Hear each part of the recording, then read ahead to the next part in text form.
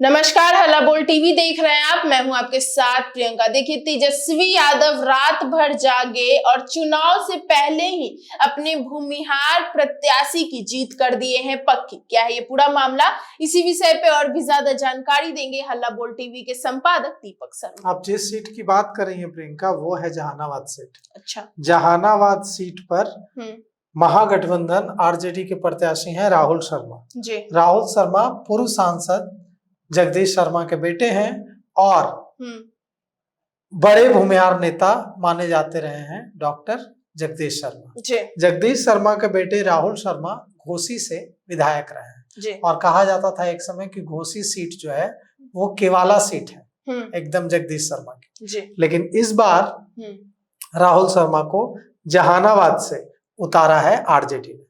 और कैसे जहानाबाद सीट से पक्की कर दी तेजस्वी यादव ने, और रात भर जाके तो क्या किया। बिल्कुल। तो रात भर जाग करके तेजस्वी यादव ने यह सुनिश्चित किया कि वहां से जो प्रमोद यादव हैं, जो आरएलजेपी पशुपति पारस गुट के प्रत्याशी हैं, वो बैठ जाए और अपना समर्थन दे दें राहुल शर्मा को जी। क्योंकि दिक्कत ये आ रही थी कि राहुल शर्मा को भूमिहार वोट तो मिलेगा, लेकिन वहां जो है भूमिहार वोट भी डिवाइड होगा और आरजेडी का जो यादव वोट है वो नहीं मिल पा रहा था राहुल शर्मा को। अच्छा। वो आरजेडी का जो यादव वोट है, जो यादव है वहां के, वो तैयार नहीं थे राहुल शर्मा को वोट देने के लिए। वो दे रहे थे वोट प्रमोद यादव को। अच्छा। प्रमोद यादव वहां आरएलजेपी पशुपति पारस गुट के प्रत्याशी थे और ऐसा लग रहा था कि इस वजह से राहुल शर्मा को यादव वोट नहीं मिल पाएगा।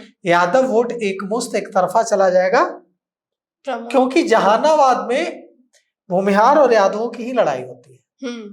वहां का अगर आप देखिएगा लोकसभा चुनाव का रिजल्ट में, तो वहां भूमिहार सांसद रहे हैं, यादव सांसद रहे हैं और लड़ाई रही है। अरुण कुमार वहां से सांसद रहे हैं, जगदीश शर्मा वहां से सांसद रहे हैं, वहां से सुरेंद्र यादव सांसद रहे हैं।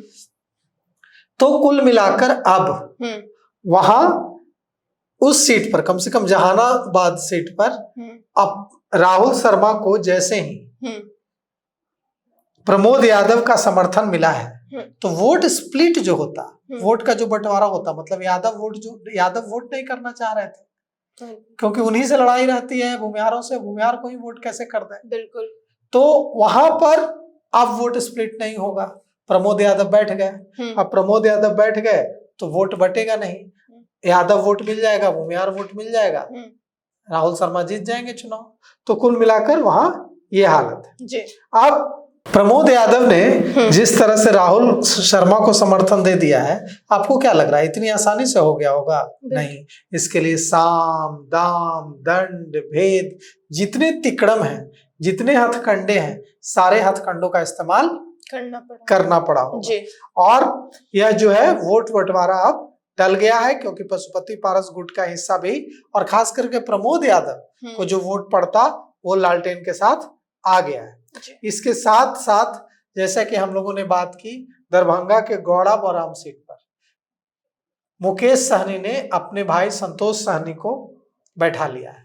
अच्छा। और वहां गौड़ा बौराम सीट पर अब जो है संतोष सहनी नहीं होंगे उम्मीदवार, वो काम करेंगे अफजल अली खान को जिताने के लिए। अच्छा। जो आरजेडी के कैंडिडेट। तो वहां भी महागठबंधन में जो टूट थी और जिसका फायदा मिल सकता था एनडीए को, वो अब नहीं मिलेगा। तो मुकेश सहनी से इस बात को लेकर मल्लाह बहुत नाराज हैं कि यह तो मल्लाहों का अपमान है कि हमारे नेता जो हैं उनके भाई एक जगह से लड़ रहे थे, मुकेश सहनी के भाई संतोष सहनी, मतलब एक तरह से मुकेश सहनी लड़ रहे थे और वहां मुकेश, उस सीट से भी मुकेश, एक तो उनको कम सीटें मिली जी, कहा 60 सीटों की बात कर रहे थे और उसके बाद भी ऐसे वो बैठ गए।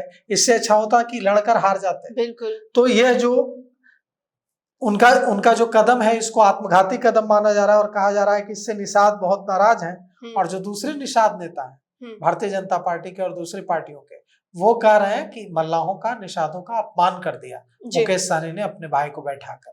तो आने वाले दिनों में अभी और कई सीटों पर इस तरह की सेटिंग देखने के लिए मिल सकती है। जी, तो सुना आपने, इन सबको लेकर आपकी क्या राय हमें कमेंट बॉक्स में बताएं। फिलहाल इस पेशकश में इतना ही। आगे की खबर देखने के लिए बने रहे हल्ला बोल टीवी के साथ। धन्यवाद।